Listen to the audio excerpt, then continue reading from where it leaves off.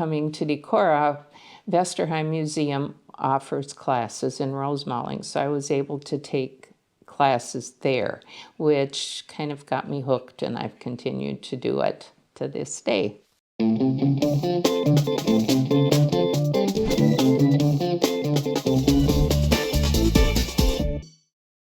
Hi, I'm Ruth Green, and today I will be showing you how to do rosemaling. Traditionally, rosemaling was done on painted surfaces. So I usually use an acrylic background paint in either dark or medium values and put the paint on. The first coat will raise the grain of the wood. So once that's dry, then I have to sand it down, and I usually put on at least 2 more coats. Usually I let it dry about 3 days. Because it's a symmetrical design, I take and make a tracing pattern and then draw my design on that.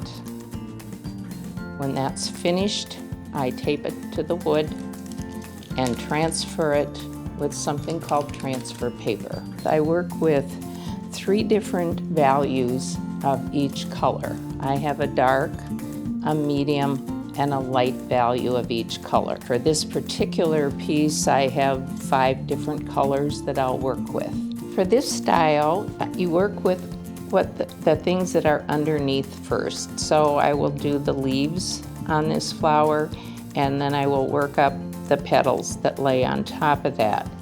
I work with small, flat brushes. Rosemaling is stroke work. So I lay on the paint in either a C stroke or an S stroke, or part of one for each section. So I have put the middle value green on, and I have left room on either side for the dark and the light. And I will do what I call side loading the brush and lay on the dark.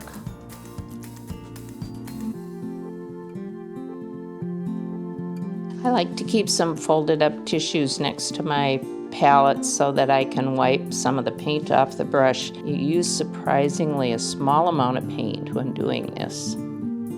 So after I have the dark edge on the leaf, I want to go in and put the light edge on, and this is what I consider the underside of the leaf, and it's actually done in an S stroke.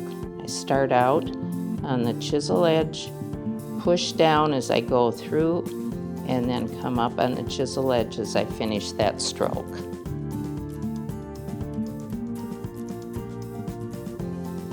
And then 3 vein lines inside that run parallel to that light edge. Because I'm working in oils and it's wet, it picks up some of that color that's underneath, but I personally like that because it kind of softens those colors.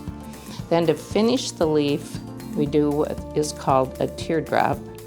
I go to a small round brush and load it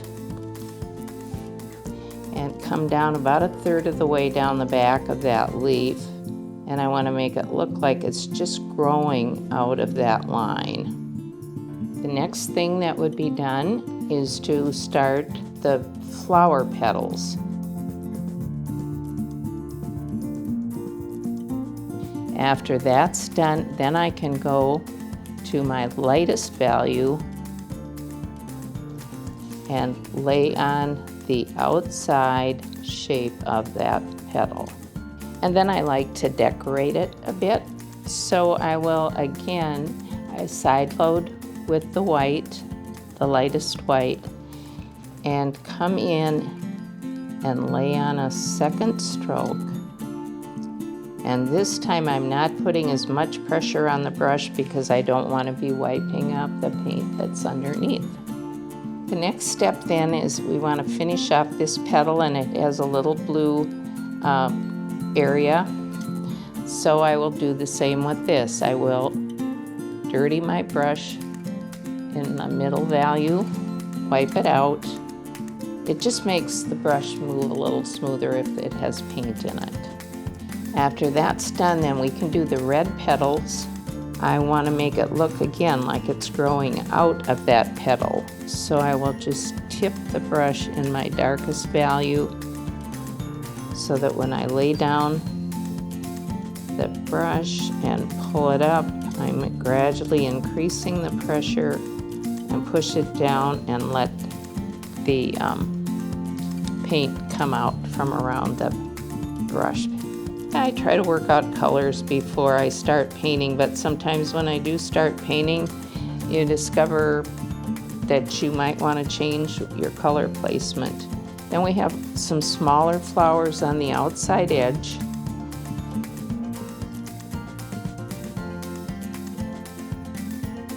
The next thing then is we need to put the details on, which would be the stem lines to hold the outside flowers, tie it into the middle flower. So I want to pull them out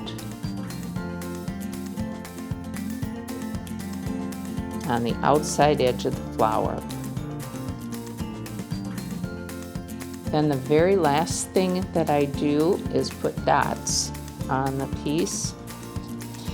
And for dots, I have to have paint that is really quite thin. And so I use my wipe-on polyurethane to add to the paint, mainly just to help it dry a little faster. Then I can pick up the paint and just drop it off.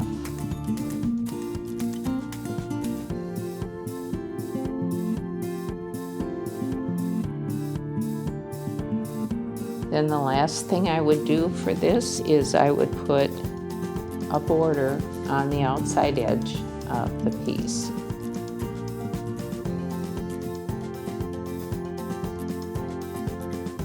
And leave a little space in between each S stroke.